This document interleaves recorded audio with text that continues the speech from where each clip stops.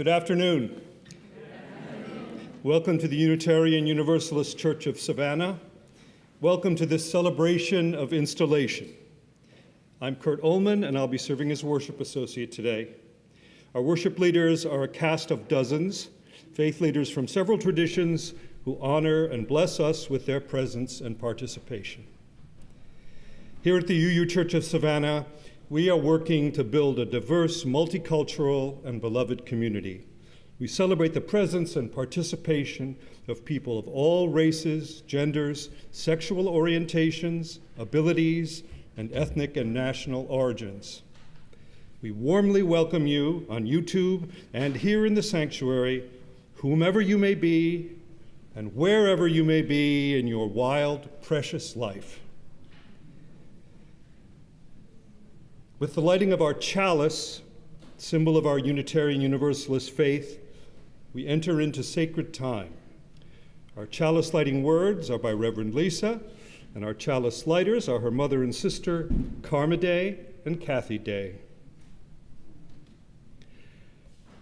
Long, long ago, light came into the universe in a big burst of energy, or at the command, let there be. Without another burst, without another command, light has been ever since, and light will be forever. Still, it matters all the times and all the places that intention's burst of energy kindles light. It matters when and where we say, in word and in deed, let there be more light.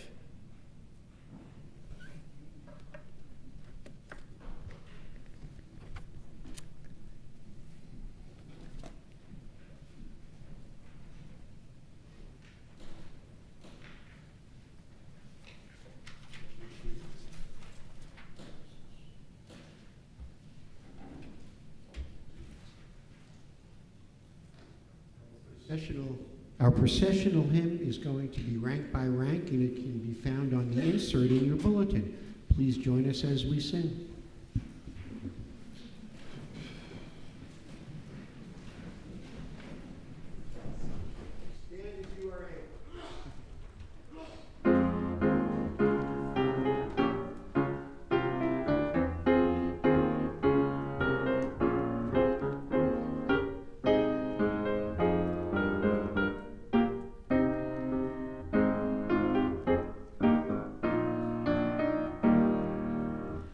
Right.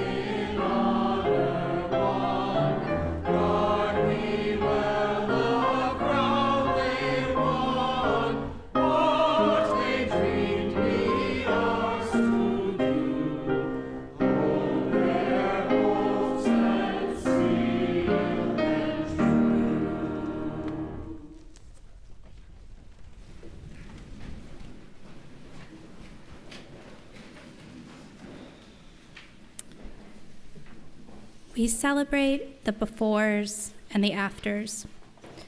We throw baby showers and toast with glee before the moment of that first cry, before the sleepless love spilling over nights, before the beautiful ache of parenting takes root deep in our heart. We take pictures and blow kisses on many first days of school, before the skinned knees and broken pencils, before the incomplete projects and forgotten forms, before the sweaty palms during the play, before one college or job says no, while another says yes. Retirement greets us with champagne and flowers, memories written into cards. After the financial worry, after the workplace strife, after the glitter of a job well done, after the many small successes and disappointments. When a life ends, we come together to honor it. After the doctors and nurses depart, after the tricky or sweet goodbyes, after the questioning and doubting, after the moments of great tenderness and grace. We mark these bookends, but spend less time with the bookmarks. The long days that are tinted with fatigue and satisfaction, the slowly budding relationships, the lessons we seem to need to learn again and again, the way the sun kisses us or the moon keeps us awake at night. The work we did to get here, the work that is still yet to come, the moments between the befores and the afters, the pages that connect our bookends together. Paused on this day to look backward and forward, to honor that which is always becoming as we work to become together. Every beginning is only a sequel, after all, and the book of events is always open halfway through. Let us celebrate.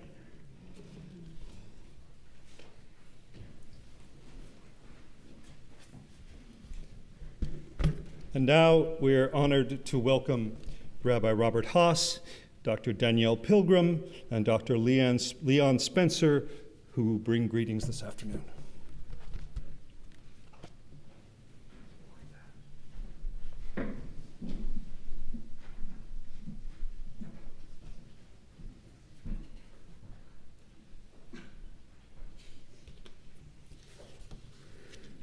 What a privilege it is to be here, sitting along with all of you. This congregation has been part of the larger Savannah community for so long, and my congregation, Congregation Mikveh Israel, is proud to have been friends, and have done so much together through the years. It is essential that we remember now that today in our world, the ecclesiastic nature of our congregations teaches us we must work together, that we must work with other houses of worship from different faiths if we want to truly bring peace and harmony. And this congregation has done just that and set such a beautiful example. And we are so pleased that you have chosen such a wonderful woman to lead you. So thank you for inviting us to be part of this wonderful occasion. And we look forward to doing many things together in the future. Let us ever remember that if we want this county, this city to be better, if we want to improve those who are in need, if we truly want to make this community something even more special, we're going to have to work together. And we thank you for inviting so many clergy to be part of this today. I feel particularly honored, so thank you. I'm going to say a blessing from Numbers, which is a very traditional blessing in our world. This is called Prusi Benediction. We do it for milestones and for truly sacred occasions, often weddings. But now we're going to do it here as this congregation is wedded to its perfect match. We call it Basheret. It was meant to be. Yivarecha Adonai v'yishmerecha. May God bless you and protect you. Ya'er Adonai panav elecha v'yichunecha. May the source of God's mercy shine upon you. Yisal Adonai panav elecha v'yasem lecha shalom. May God grant you the greatest gift of all, the gift of connection, communication, community, and peace. Amen.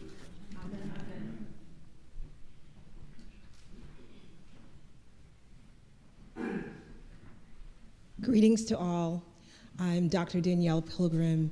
I am the lead organizer for Justice Unites Savannah Together, a interfaith coalition of congregations whose mission is to pursue justice and equity in Savannah County. And today, I bring, with profound joy, I would like to bring blessings on behalf of our diverse and passionate coalition, which Reverend Lisa and this congregation is a part of.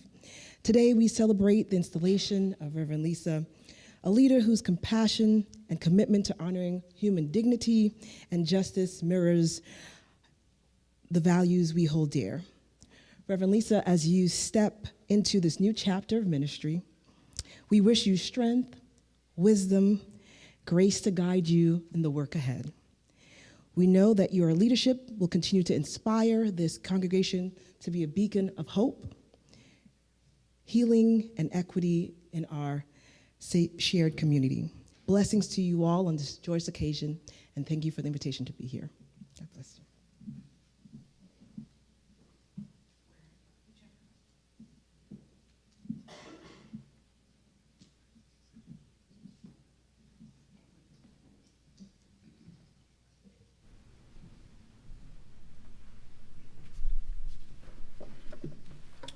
As one texturizes, it's hard to hold the papers and read them at the same time.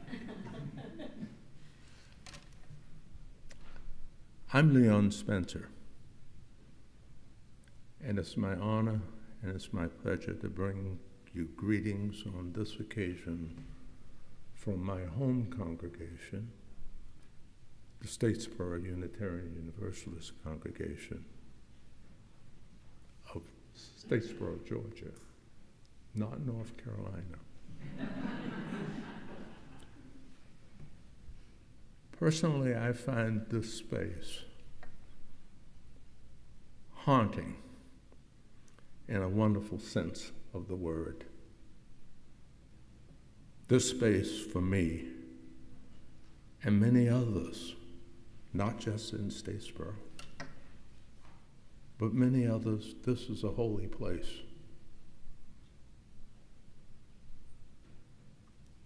I am a Savannian. This is my community, my neighborhoods. So it is really special to be here.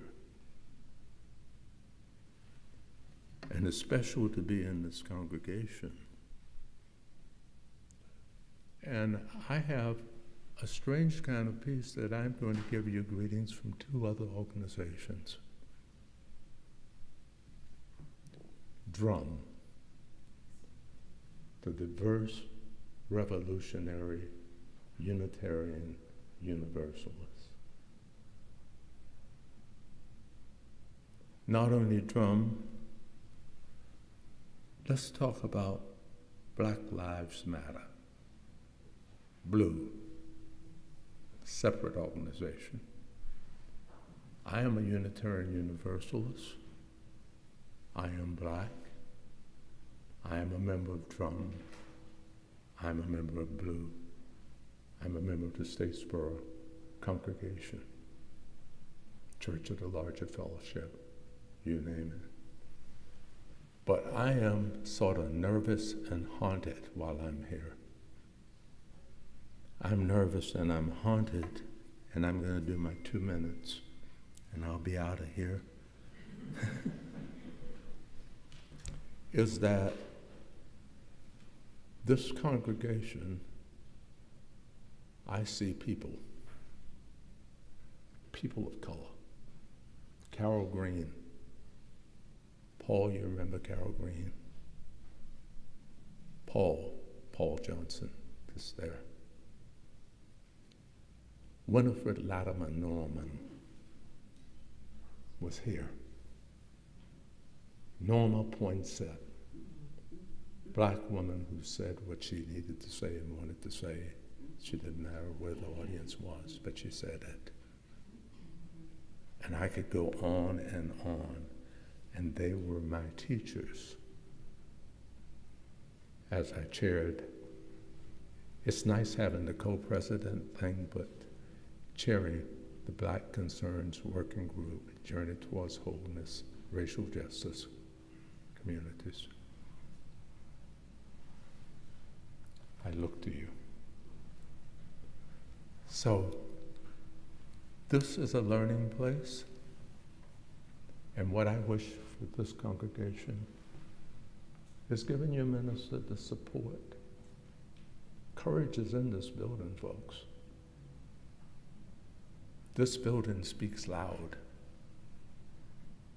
It speaks loud. It's okay to connect outside. Bring them in. We've been in.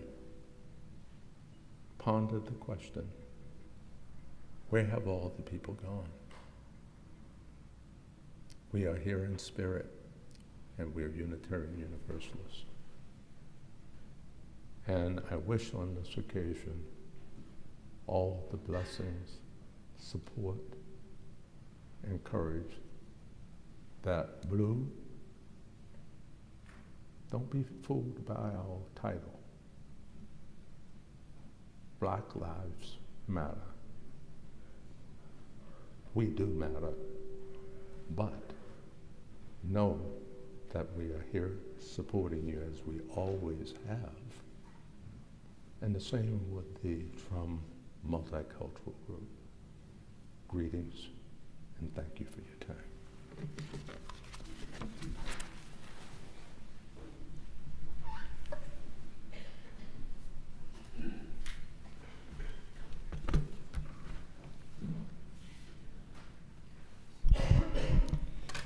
Our reading is the poem Belonging by Rosemary Watola Trummer. And if it's true we are alone together, the way blades of grass are alone but exist as a field. Sometimes I feel it, the green fuse that ignites us, the wild thrum that unites us, an inner hum that reminds us of our shared humanity. Just as 35 trillion red blood cells join in one body to become one blood, just as 136,000 notes make up one symphony, alone as we are, our small voices weave into the one big conversation. Our actions are essential to the one infinite story of what it is to be alive. When we feel alone, we belong to the grand communion of those who sometimes feel alone. We are the dust that hopes, a rising of dust, a thrill of dust, the dust that dances in the light with all the other dust, the dust that makes the world.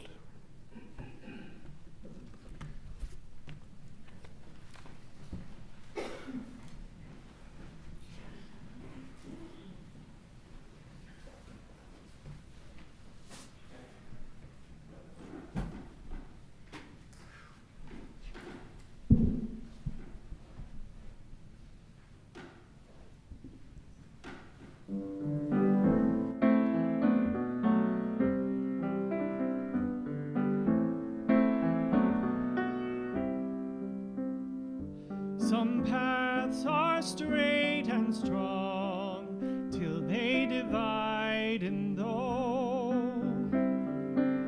some lessons don't take long, the hardest you'll learn all alone, but I will be there for you, somebody to hold on to, listening with only an open heart. I will be there for you.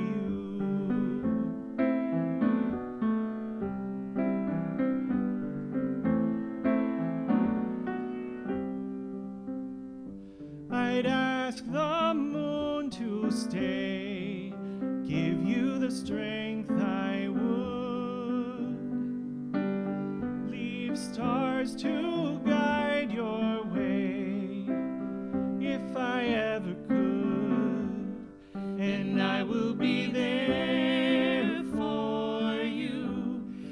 somebody to hold on to, listening with only an open heart.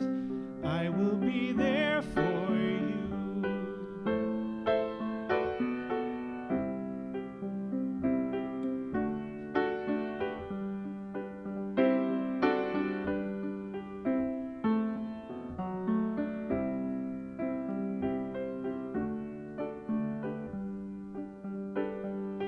Too hard to carry on when all the world feels wrong.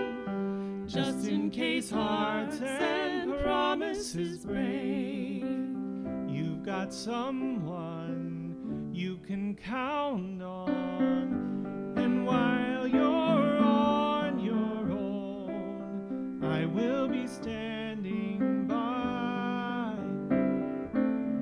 Help keep you from the cold, hold a light up high, and I will be there for you. Somebody to hold on to, listening with only an open heart.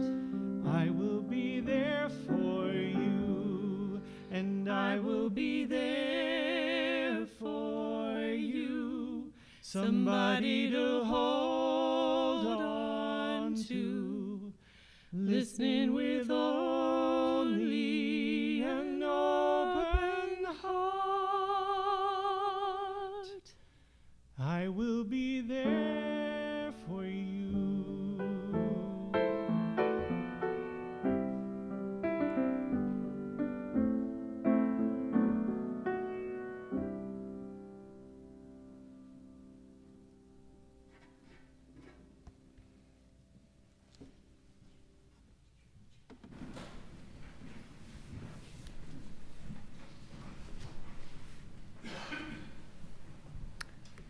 There's part of me that feels completely unqualified to be preaching to you, a congregation in Georgia. I'm from Illinois and Pennsylvania and Massachusetts and generally north. I can sum up my total lived experience in the state of Georgia in a few-hour layover in the Atlanta airport, which told me approximately nothing about life in Georgia. And yet, here I am. In my preparation for this sermon, I got to thinking about that previous trip, those few hours in Atlanta. It doesn't sound like much, but for me, it was one of those open chapters halfway or somewhere in the midst of my story.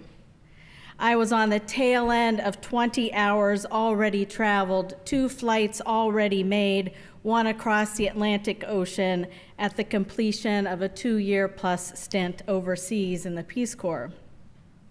I was back in my home country, but in a foreign state with no further plans for my life than my flight back to Pittsburgh. If ever I had felt alone, it was at that airport. Not that I was actually alone at that airport, but it felt like a big moment, capital B, capital M, in my life, and I was sure that no one else around me was also having a big moment. No doubt there were others around me having the exact same thoughts. It is as in Tromer's poem. And if it's true, we are alone together the way blades of grass are alone, but exist as a field. I could see only then that I was alone. Looking back at that moment now, my body can recall the confusion and exhaustion of that time, and it reminds me that it is precisely at those sorts of moments in our lives that people look for religious community. It's precisely when they come through these doors knowing they are looking for something, that they need something, but might not know exactly what that is. That's when those of us who are already here say, welcome, we're glad you're here. The bathroom is that way, and the sanctuary is this way, and there's plenty of directions to be given in this facility here. Later we say, would you like a cup of coffee? Let me introduce you to my friend, and I hope you'll come back, and so on. At the very least, when we are feeling alone, we often need to be reminded that we are alone together, and sometimes that is enough. My journey through the Atlanta airport ended in Pittsburgh, where family and friends greeted me at the gate. Obviously, this was in the olden days. I can still see them standing there with their signs and smiles and hugs. Their presence was balm for my disoriented soul. That's what a good welcome can do, wherever and whenever it happens. Not too long after that, I walked into the doors of the First Unitarian Church of Pittsburgh, where I had grown up. They too welcomed me in and maybe waited a couple of weeks before they asked me to be the youth group advisor. Having no other plans, I said yes, and slowly but surely I started to understand something I had not yet fully understood as an adult. In Traumer's words, sometimes I feel it, the green fuse that ignites us, the wild thrum that unites us, an inner hum that reminds us of our shared humanity. This is what we do here in our religious communities. We remind one another of what's important. We connect to one another, to mystery and the mystery and miracle of life. We share our joys and sorrows and stories, and our lives get woven into something bigger than we can see or sense, and it can make all the difference. Annie Lamott writes of her own church, "When I was at the end of my rope, the people at St. Andrew tied a knot in it for me and helped me hold on." It is not an overstatement to say that our churches save lives. The First Unitarian Church of Pittsburgh saved my life in those months as I reshaped my life and began to understand I was called to ministry.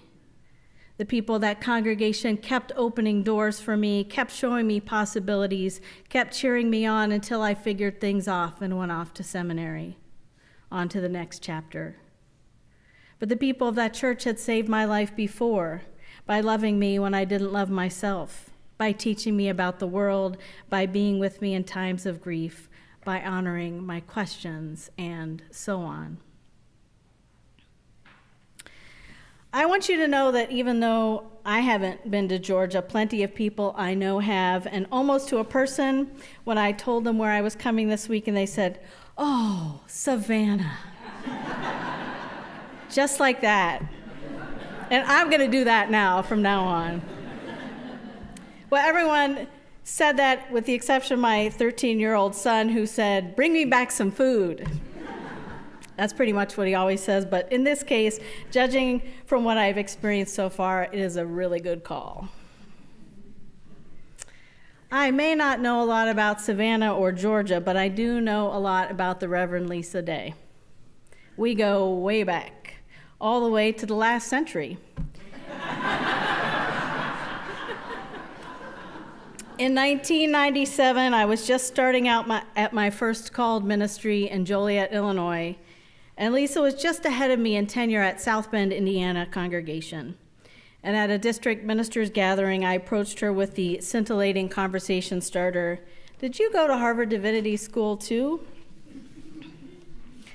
Our own big conversation about life and ministry and grief and joy and sorrow and growth and relationships and parenthood and all the things continues to be a gift to me.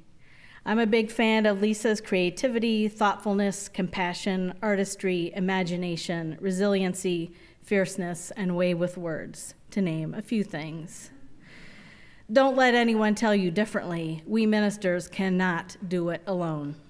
I'm here today in no small part because of Lisa. All of us clergy need to be in touch with that wild thrum that unites us. One of the reasons we have an installation celebration like this is to share those relationships that make what we do possible, and to show you or remind you, the congregation, of the broader network to which you belong. Traumer's poem continues, just as 35 trillion red blood cells join in one body to become one blood, just as 136,000 notes make up one symphony, alone as we are, our small voices weave into the one big conversation. I spent the first 25 years of my life connected to one congregation, and I didn't fully grasp the wide variety and geographical reach of Unitarian Universalist congregations and communities until I went to seminary and to my first General Assembly. It wasn't until much later that I fully grasped all the varied reasons that people come through our doors, wherever they may be. It wasn't just that their parents dragged them, which was how I started coming. For my young parents, it was to help find a community with which to raise their kids. For others, it is to find a place where their questions are honored, if not answered, or a community amidst which to face death, or a place to spend time with people of all ages, or to be with other people and sing, or to be in a place with a broader sense of the divine, or a community that feels welcoming to the different faith backgrounds in one family, or a place and a people where all varieties of the sexual orientation and gender identity and expression spectrum are celebrated. There are as many reasons or more than the people who make up our religious communities. And even if all you know is this one Unitarian Universalist congregation in Savannah, this one place still matters. It matters to every person that is part of it or knows about it. It matters to Savannah that you are here. It matters to Georgia and to the wide world of Unitarian Universalism and liberal religion and beyond. You are part of the one big conversation and one infinite story of people making meaning in life, in community. It matters. You as a congregation matter. You, each one of you glorious and amazing people matter. Traumer again. Our actions are essential to the one infinite story of what it is to be alive. The actions we take as a congregation are specific and historical, even as they are part of the one infinite story.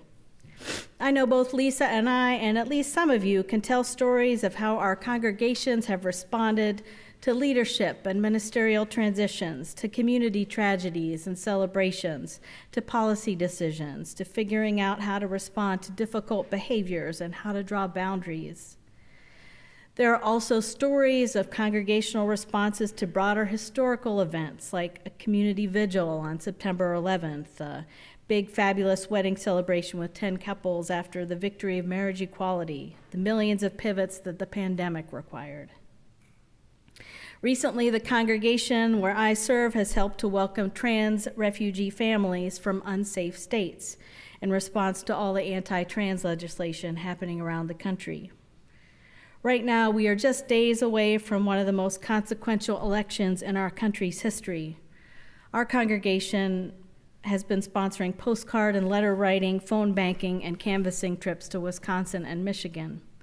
I'm sure many of you have been working hard on similar issues around that right here. There will be more work when this election is over.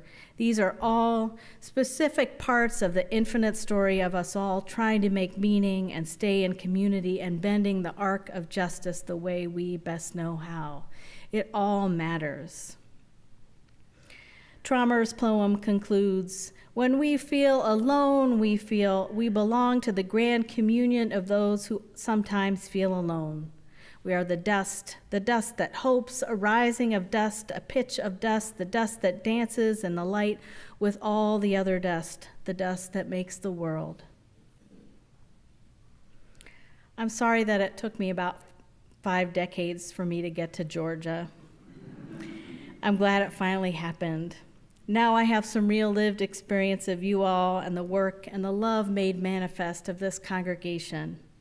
It is a gift to participate in a celebration of this moment somewhere in the midst of the story of the Unitarian Universalist Church of Savannah, Georgia, and in the early parts of the chapter with the Reverend Lisa Day.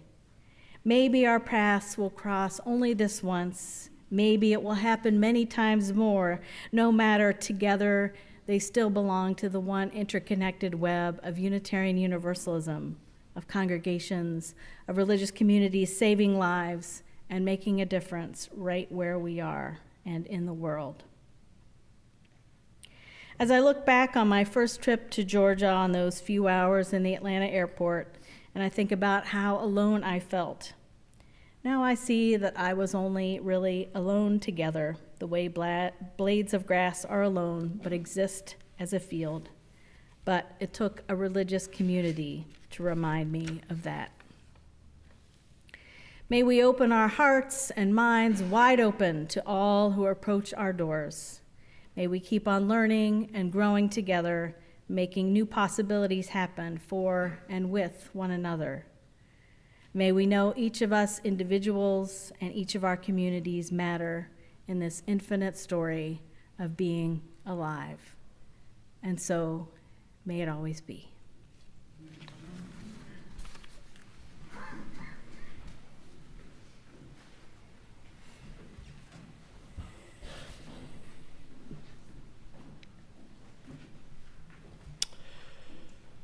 Today's offering will be split between the UUA's Living Tradition and Disaster Relief Funds. The Living Tradition Fund helps current and retired UU ministers in 3 specific ways: seminary scholarships, seminary debt reduction, and emergency grants.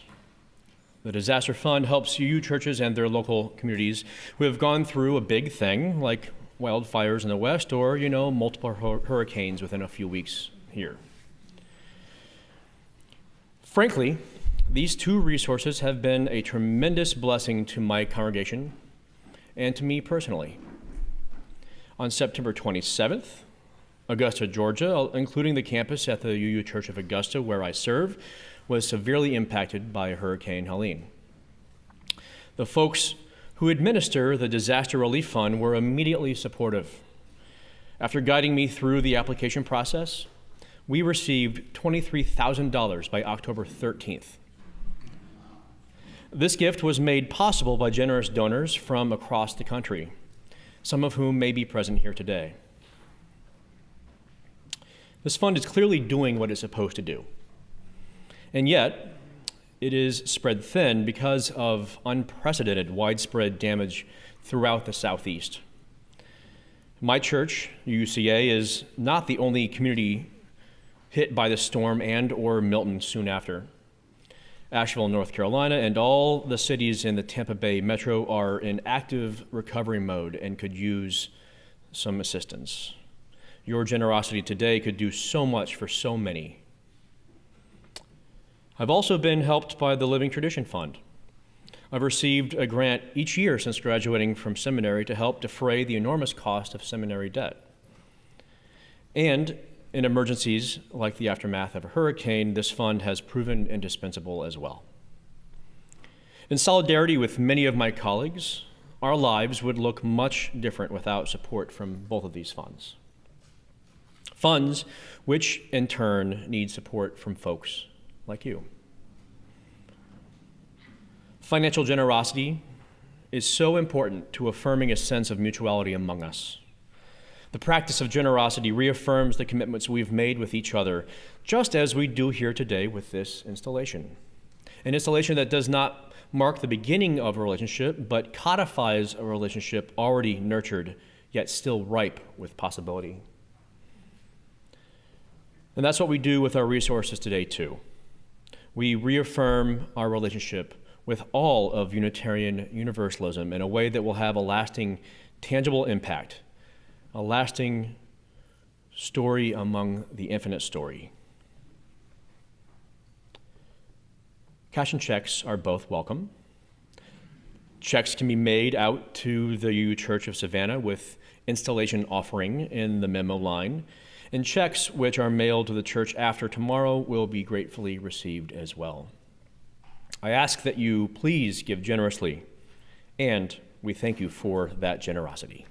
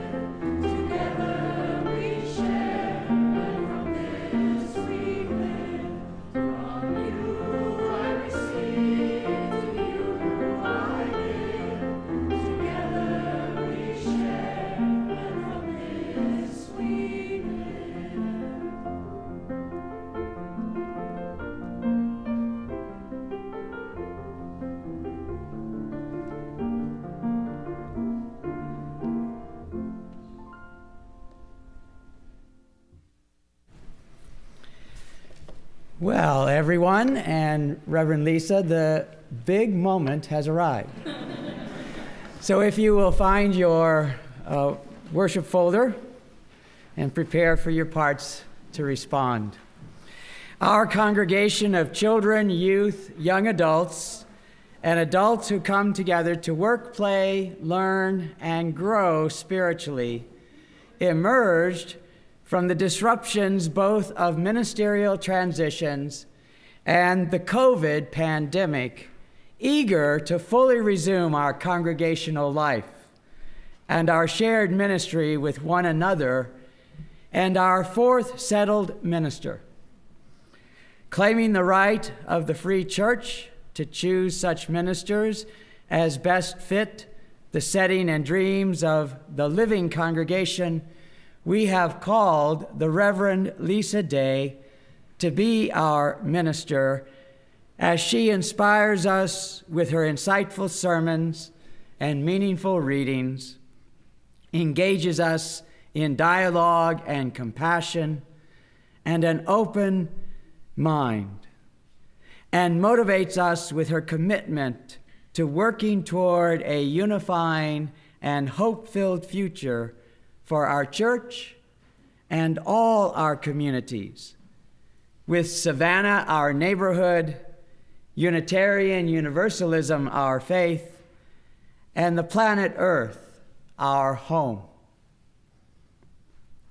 Reverend Lisa has been with us, first as contract minister, and now as called minister for more than 2 years. Today, in word and ritual, we make real the new and different relationship on which we have embarked. Will the members of the Unitarian Universalist Church of Savannah please rise in spirit or in body and speak together the formal words of installation of the Reverend Lisa Day. Let us read together. We, the members of the congregation of the Unitarian Universalist Church of Savannah, having witnessed and shared your ministry, and after due deliberation, privately and in conversation with one another, having voted to call you into settled ministry, do hereby install you, Reverend Lisa Day, as minister of the Unitarian Universalist Church of Savannah. We, as a community of individuals who freely choose this church week after week, do offer you a free pulpit.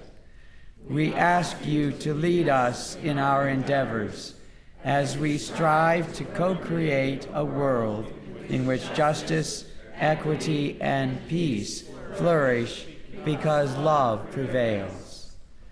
We would further have you live among us as a companion, speaking the truth as you understand it, and ministering to us in our joys and our sorrows. Let us join together in our quest toward understanding place within the intricacies of life, guided by love. Let us maintain this church as a font of inspiration, a haven of solace and celebration, a garden of nurture and discovery for our youth, and a center of aspirational conscience grounded in beauty. With humility, pride, and gratitude, I accept your call to the ministry of the Unitarian Universalist Church of Savannah. Recognizing the faithful trust that has grown up between us as minister and congregation, which now turns toward sacred depth and creative longevity, I pledge my spirit, my intellect, and my energies to the carrying out of our common ministry. The shared ministry of congregation and minister unfolds within circles of community, both concentric and overlapping. Will all who have not yet risen, colleagues, family, and friends, please rise in spirit or in body to bear witness to this act of installation. Let us all read together. We do hereby affirm this installation and this ministry. May congregation and minister both be blessed with strength and wisdom in the years of hard and holy work ahead. Amen. Amen. Yay.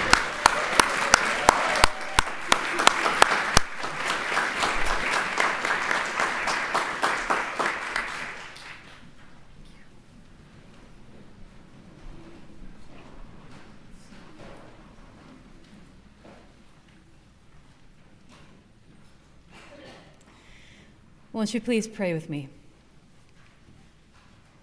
Spirit of life, God of beginnings, hope, and promise, we give thanks to you for all that has led to this moment, all the years of preparation, all the soul searching, all the conversations, all the discernment, all the decision points that led to this great match and moment of holy partnership and sacred covenant between Reverend Lisa and this congregation. As they embark on this next chapter together, may they stay grounded in your love and embrace your call to serve, uplift, and support one another. May they stay true to their highest purpose, growing together in faith and understanding, and sharing always in laughter and sorrow, joy and struggle, setbacks and triumphs. With acknowledgement of one another's limitations, knowing that they can only do so much, together may they do what they can, when they can, for as long as they can, to the best of their ability. And may it change them and the world for good. On the best of days like this one, when there is much to celebrate, and on the long ones that will surely come, when the work gets difficult and folks are weary, may they remember this day, the joy and the purpose. Holy One, we ask your blessings upon Reverend Lisa. May she lead with wisdom, courage, and grace. And we ask your blessing upon this congregation. May they lead with faith, unity of spirit, and hope. Together, may their ministry be a blessing for the world. In the name of all that is holy, we pray. Amen.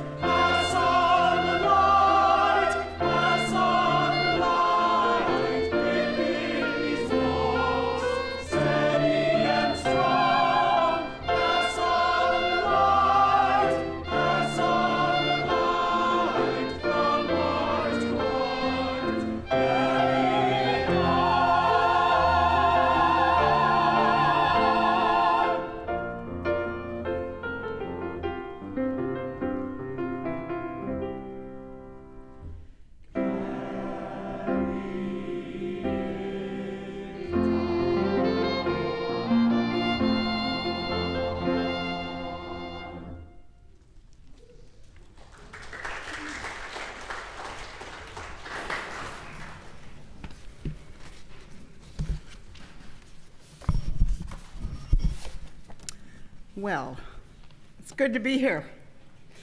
It's good to be with you on this beautiful afternoon celebrating a joyful occasion. I bring greetings from the North Country, from Minnesota, along with Lisa's family, where she grew up and which grew her. And I bring greetings from the wider Unitarian Universalist Association, which I now serve as the co-moderator with Charles Dumond, which means we're the chair of the board, and with the board we plan the General Assemblies that I hope, if you haven't attended before, you will sometime.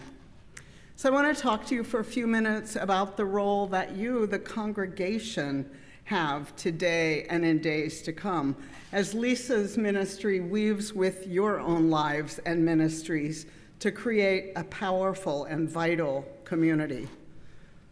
I always think you communicate best through metaphor, so I struggled to find the metaphor that I could use as I talked with you today about your role.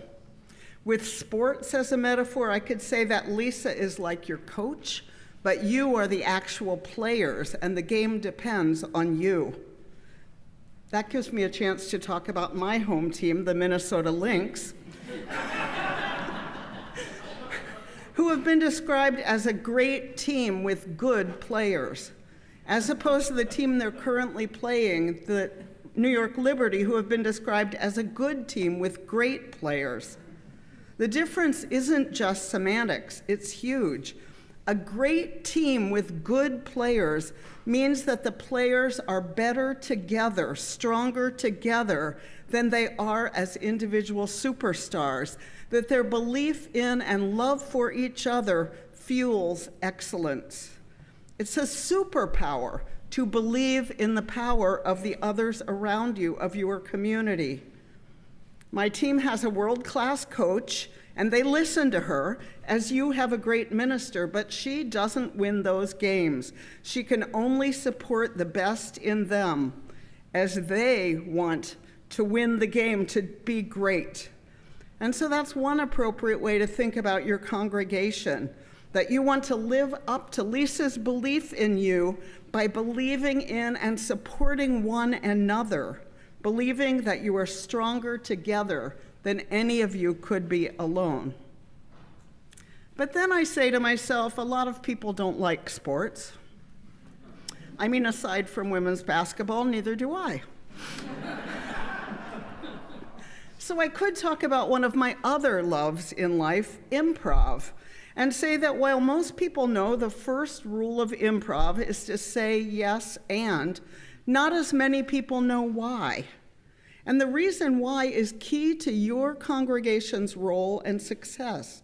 The reason you say yes to what comes to you in improv is because the underlying ethic in improv is always to make your scene mates look good. First and foremost, you want your improv partners to shine. If someone walks up to you in a scene and says, "Hey, Mom, the house is on fire," and you say, "I'm not your mother," and there's no fire, you are basically putting the whole scene back on them and leaving them to hold it alone, and they have to start over. Whereas if you say yes to their premise and add to it and say, "Oh, I guess I shouldn't have tried all those fireworks in the living room," or anything else, you're starting to build something together. Or I could talk about gardening and how Lisa is tending to the overall health and design of the flowers, but she is not the centerpiece. You are. You, the congregation. I guess whatever metaphor I choose, here's what I'm trying to say. Lisa can only be as great of a minister as you are a congregation. And being a great congregation comes down to your love for and support for each other and for her in living out the mission of this church, which according to your website is to build a diverse, multicultural, beloved community. If you put love in the center and work always to say yes, not only to one another's humanity, but to the humanity of the visitor, the guest, the neighbor, and listen to the wisdom that Lisa brings to you, you will flourish. The love you center with one another will ripple out to visitors and to the community and to the world. No matter what the news seems to tell us day after day, love matters.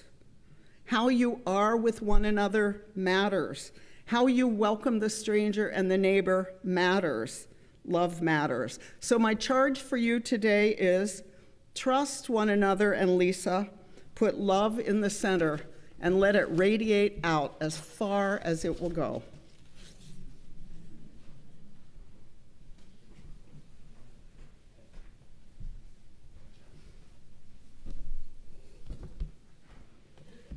It is my joy and privilege to be able to bring to Lisa, Reverend Lisa, the charge for her ministry here.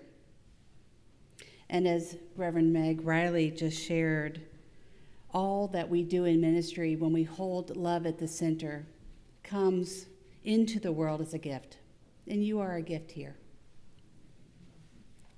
So I charge to you to remember these things, and some of these things were shared with me as in my own ordination, and I return them back to you. To remember to hold in reverence the faith and the trust placed in you today by this congregation. You are enough. Listen to your congregants, all ages, young and old, and love them unconditionally. Foster the relationships with the professional support groups that you have around you, even online. And as you know, it can be a lonely journey in ministry, and there are amazing colleagues, even in this room, who will support you whenever you need it. You are not alone. Schedule time for yourself, for reading, for play, for an opportunity to find ways to laugh and to dance and find joy in your life. May that replenish your spirit so that you can then have what you need to give out to others. Every walk, every book, every concert, every opportunity is a way for you to become more of who you are. And that's what they need you to be, you.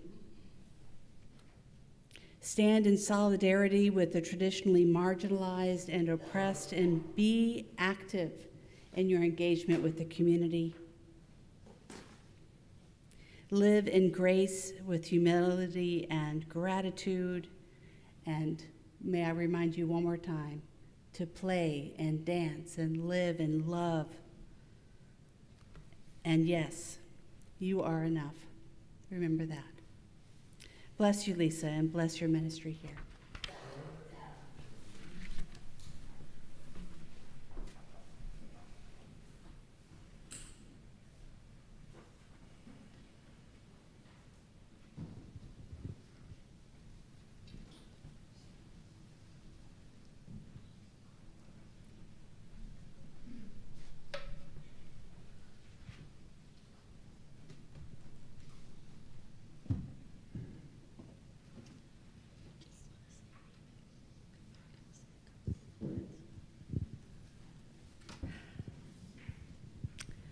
So, a few years back, I was a member of the board of directors, the at-large one, which meant I wasn't attached to anything in particular as my duty to follow up with. So then I was tapped on the shoulder and asked, would you mind being on the search committee for a new minister? And I said, well, I don't mind being on it and helping out, but I'm not going to lead it. Oh, no, no, no.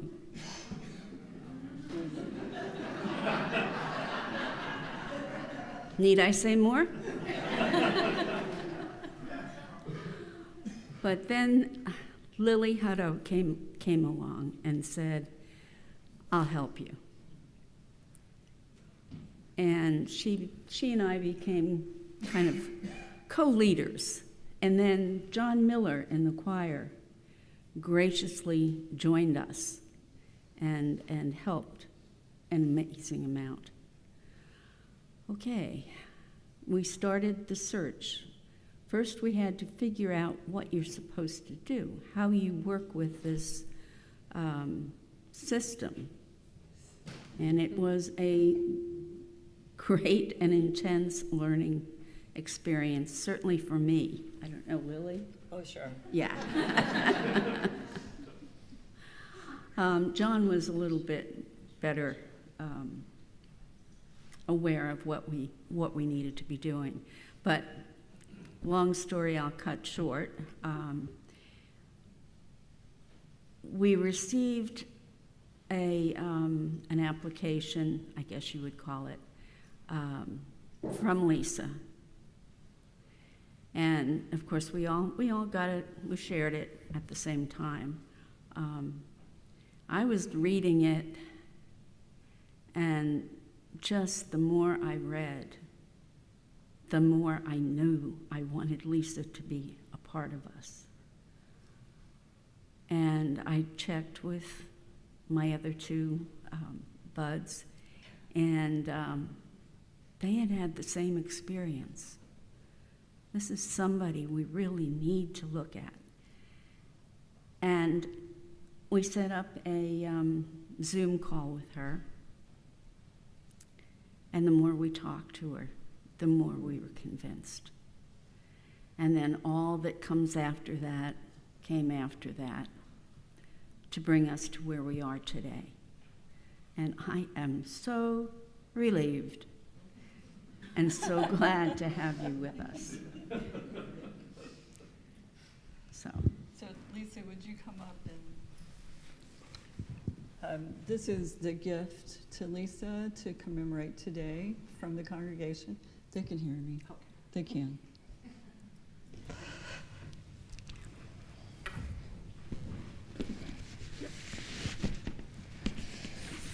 You made it easy to open. I appreciate it.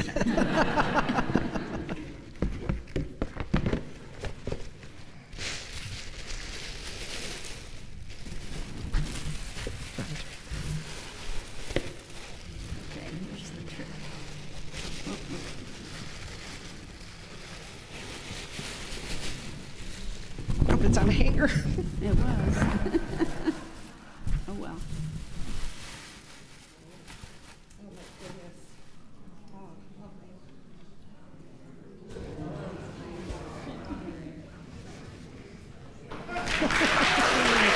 Thank you. Thank you.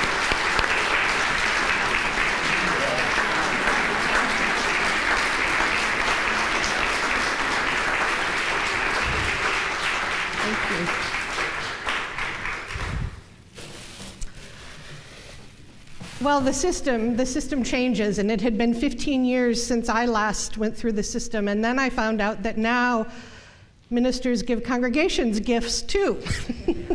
So, if the two of you would receive this on behalf of the congregation. Should we open it? Yeah. All right.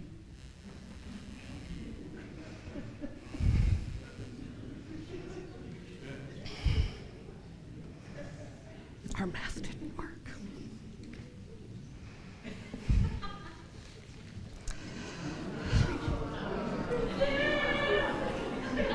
Wow.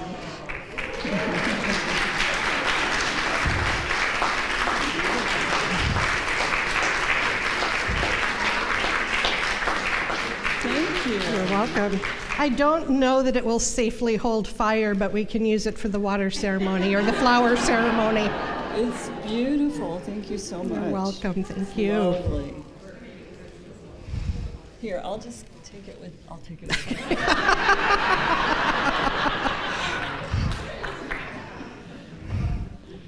Thank you so much.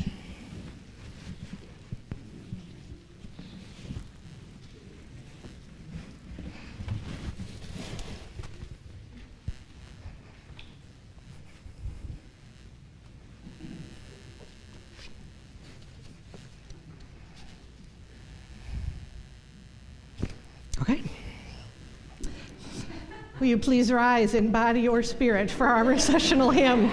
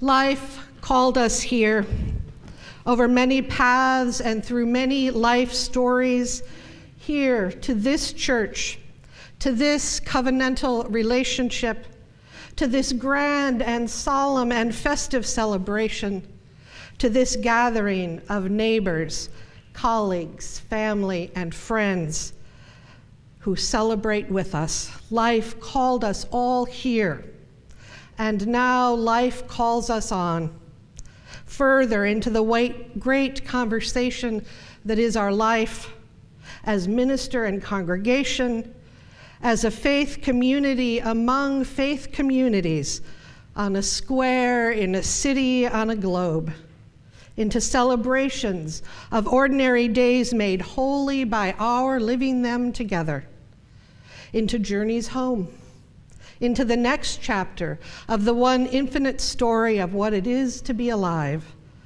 Life calls us on.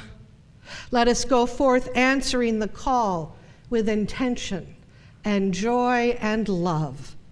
Amen.